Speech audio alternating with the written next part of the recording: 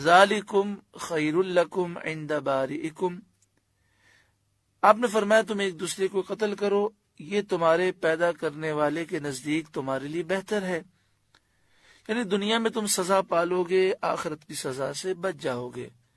فتاب علیکم، تو اللہ نے تمہاری توبہ قبول فرمائی۔ انہ هو التواب الرحیم، بے شک وہی ہے بہت توبہ قبول کرنے والا مہربان۔ وَإِذْ قُلْتُمْ يَا مُوسَىٰ لَن نُؤْمِنَ لَكَ، اور یاد کرو جب تم نے کہا اے موسیٰ ہم ہرگز آپ کا یقین نہ لائیں گے، حَتَّىٰ نَرَى اللَّهَ جَهْرَةً، جب تک اعلانیہ خدا کو نہ دیکھ لیں۔ فَأَخَذَتْكُمُ الصَّاعِقَةُ، تو تمہیں کڑک نے آ لیا، زوردار آواز نے پکڑ لیا، وَأَنْتُمْ تَنظُرُونَ، اور تم دیکھ رہے تھے۔ جب اللہ تبارک و تعالی نے حضرت موسیٰ علیہ السلام اور حضرت ہارون علیہ السلام کی دعا کے طفیل معافی کا اعلان فرما دیا، 70,000 بنی اسرائیل قتل کر دیے گئے، باقی بچ گئے، تو اللہ تعالی نے حکم دیا کہ ان میں سے 70 افراد کا آپ چناؤ کریں اور انہیں کوہ طور پر لے کر آئیں، اور یہ 70 افراد پوری قوم کی طرف سے اللہ رب العالمین کی بارگاہ میں کوہ طور آ کر معافی مانگیں۔ جب موسیٰ علیہ السلام ان 70 افراد کو لے کر کوہ طور پر پہنچے تو ان لوگوں نے یہ کہا کہ اے موسیٰ، ہم آپ کی بات پر یقین نہیں کر سکتے، آپ ہمیں اللہ دکھائیے، اللہ ہمارے سامنے آئے، ہم اپنی آنکھوں سے اعلانیہ رب کو دیکھیں تو مانیں گے، ورنہ آپ کی بات ہم نہیں مانیں گے۔ تو ایک زوردار کڑک ہوئی اور یہ 70 افراد ہلاک ہو گئے۔ پھر اللہ تعالیٰ نے کرم فرمایا، موسیٰ علیہ السلام نے دعا کی تو اللہ تعالیٰ نے انہیں دوبارہ زندہ فرمایا۔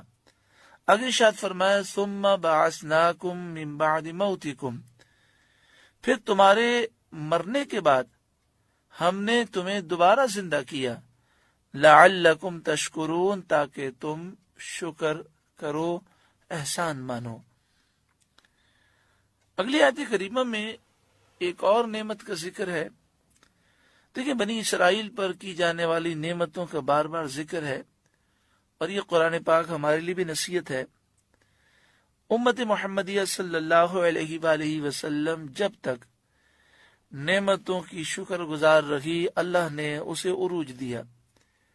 جب سے ہم ناشکرے ہو گئے اور گناہوں میں پڑ گئے، قرآن پاک کی تعلیمات کو چھوڑ دیا، تو آج ہم ذلیل رسوا ہو گئے۔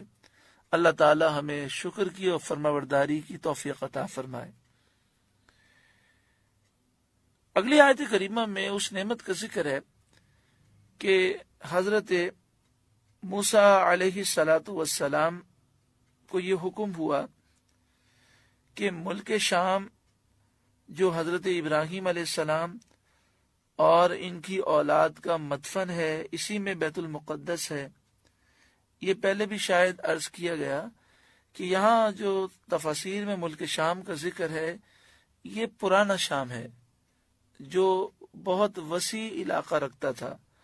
اس میں موجودہ سیریا، شام بھی داخل ہے، اردن، لبنان، فلسطین اور کئی ممالک شامل تھے۔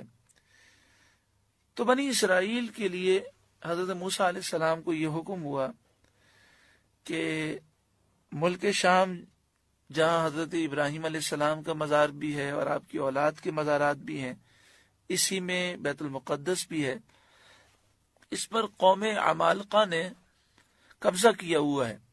تو موسیٰ علیہ السلام نے بنی اسرائیل کو یہ حکم سنایا کہ اللہ کا حکم ہے کہ اب مصر کو چھوڑو اور شام جا کر کافروں سے جہاد کرو، اور مصر کو چھوڑ کر وہیں اپنا وطن بناؤ۔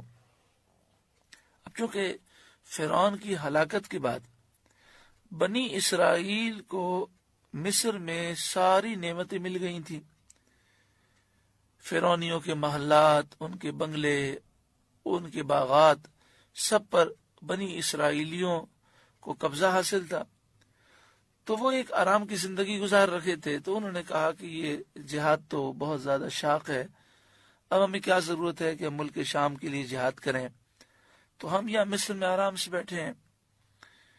لیکن حضرت موسیٰ علیہ السلام نے جب فرمائی اللہ کا حکم ہے تو وہ مجبور ہو کر ساتھ چلے، لیکن چونکہ دل سے نہ چلے تھے تو پورے سفر میں ذرا سی تکلیف آتی تو شکایات کرتے۔ جب وہ ایک ایسے صحرا میں پہنچے جہاں نہ سبزہ تھا، نہ سایہ تھا، نہ غلہ تھا، وہاں دھوپ کی گرمی اور بھوک کی شکایت کی، تو حضرت موسیٰ علیہ السلام نے دعا کی تو ایک سفید بادل ان کے اوپر آ گیا جو دن رات ان کے ساتھ چلتا۔ لاکھوں بنی اسرائیلی تھے، بادل اتنا بڑا تھا جو ان کے ساتھ چلتا اور دن میں انہیں دھوپ سے بچاتا تھا، اور رات کو ایک نوری ستون اترتا جس کی روشنی میں یہ کام کرتے تھے۔ ان کے کپڑے میلے اور پرانے نہ ہوتے تھے، ناخن اور بال نہ بڑھتے تھے۔ اس سفر میں جو لڑکا پیدا ہوتا اس کا لباس اس کے ساتھ پیدا ہوتا، جتنا وہ لڑکا بڑھتا اس کا جسم بڑھتا اتنا ہی اس کا لباس بھی بڑھ جاتا۔ تو اللہ تعالیٰ نے ان نعمتوں کا ذکر فرمایا۔